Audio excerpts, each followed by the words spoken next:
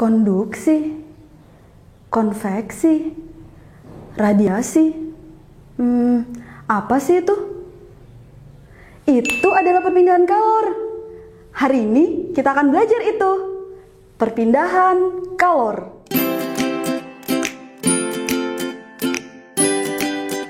Assalamualaikum warahmatullahi wabarakatuh. Hai, apa kabar anak-anak? Semoga selalu dalam keadaan baik, sehat, tetap semangat, dan jangan lupa bahagia. Sudah siap belajar hari ini? Hari ini kita akan belajar IPA, tema 6, perpindahan kalor. Ini dia kadirnya, menerapkan konsep perpindahan kalor dalam kehidupan sehari-hari. Sudah siap belajar dong? Mari kita awali pembelajaran pada hari ini dengan bacaan basmalah bersama-sama. Bismillahirrahmanirrahim.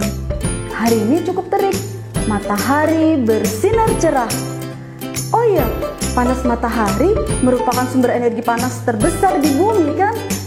Siapa yang masih ingat? Pada pembelajaran sebelumnya, kita sudah belajar tentang sumber energi panas. Apa saja sih sumber energi panas itu? Yaps, benar sekali. Sumber energi panas adalah benda yang dapat menghasilkan energi panas. Sumber energi panas antara lain panas matahari, api, gesekan antara dua benda, contohnya gesekan antara kedua tangan atau gesekan antara kedua batu, dan panas bumi atau energi geotermal. Nah, untuk materi selanjutnya adalah perpindahan kalor atau perpindahan panas.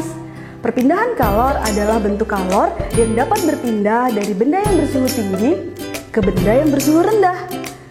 Sedangkan panas atau kalor adalah salah satu energi yang dapat diterima dan dilepaskan oleh suatu benda.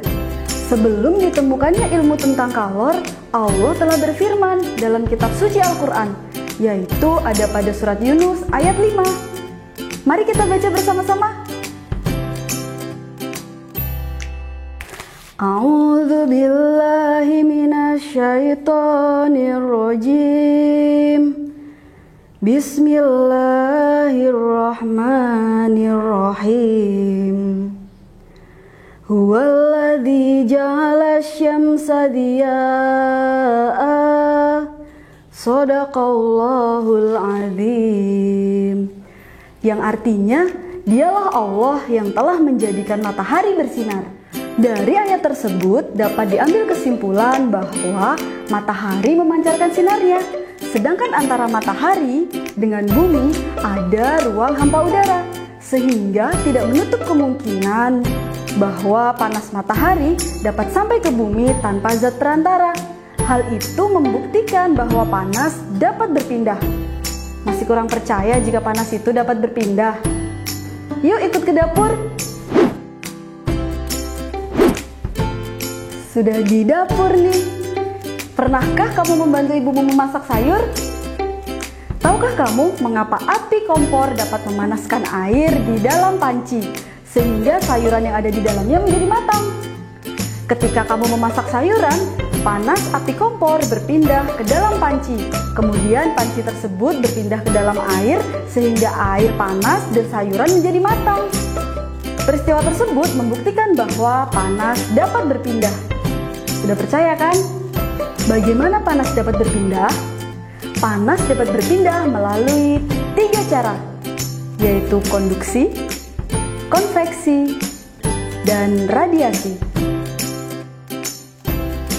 Perpindahan panas yang pertama, konduksi. Konduksi adalah cara perpindahan panas melalui zat perantara, seperti benda padat, tetapi tanpa memindahkan zat perantaranya. Yang berpindah hanya energinya saja, zat perantaranya tetap dan kalornya berpindah. Oh iya, perpindahan kalor secara konduksi, ada lagunya loh. Yuk kita nyanyikan.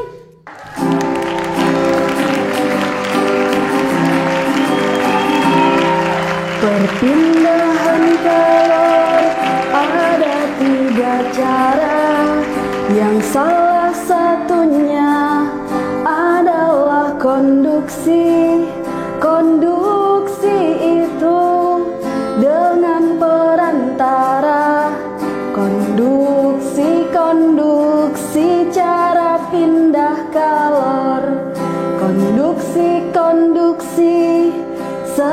sering kita jumpai. Contohnya adalah saat kita masak, wajan jadi panas karena api kompor. Konduksi cara pindah kalor. Nah, seperti pada lagu tadi, contoh konduksi adalah panci atau wajan logam yang panas karena diletakkan di atas kompor yang berapi. Contoh yang lainnya, sendok yang dimasukkan ke dalam air panas, lama-kelamaan ujung sendok yang kita pegang akan terasa panas. Perpindahan panas yang kedua, konveksi. Konveksi adalah perpindahan panas melalui zat perantara yang disertai dengan perpindahan zat perantaranya. Pada umumnya, peristiwa perpindahan kalor secara konveksi terjadi pada zat cair dan zat gas. Contoh perpindahan panas secara konveksi, misalnya pada saat merebus air. Air yang letaknya dekat dengan api akan mendapat panas, sehingga air menjadi lebih ringan. Air yang di bawah akan bergerak ke atas, sedangkan air yang di atas akan bergerak ke bawah. Demikian seterusnya. Perpindahan kalor secara konveksi juga mengakibatkan terjadinya angin darat dan angin laut. Angin darat terjadi karena udara di darat pada malam hari lebih cepat dingin daripada udara di laut. Sehingga udara yang berada di atas laut akan naik dan udara dari darat akan menggantikan posisi udara yang naik tadi. Angin laut terjadi karena pada siang hari daratan lebih cepat panas dibandingkan di laut. Sehingga udara di darat akan naik dan udara dari laut akan mengalir ke darat menggantikan tempat udara yang naik tadi. Keadaan ini digunakan para nelayan untuk pergi melaut pada malam hari dan kembali ke darat pada pagi atau siang hari. Perpindahan panas yang ketiga, radiasi. Radiasi adalah cara perpindahan panas dengan pancaran yang tidak membutuhkan zat perantara. Peristiwa radiasi yang terjadi sehari-hari adalah sinar matahari yang sampai ke bumi, menghangatkan udara dan makhluk hidup di bumi. Letak matahari dengan planet kita sangat jauh, yaitu sekitar 152.100.000 km. Jauh sekali bukan?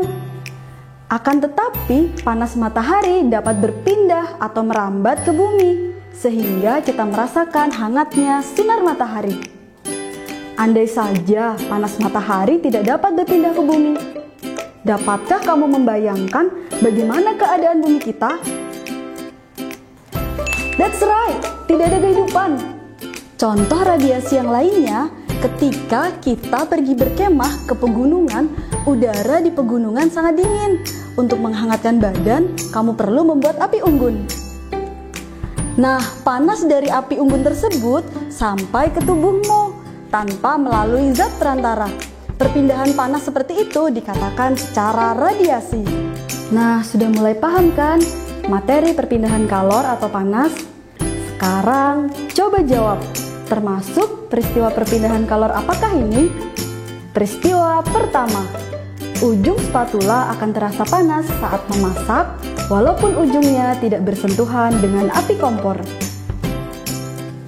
Benar sekali, termasuk peristiwa perpindahan kalor secara konduksi.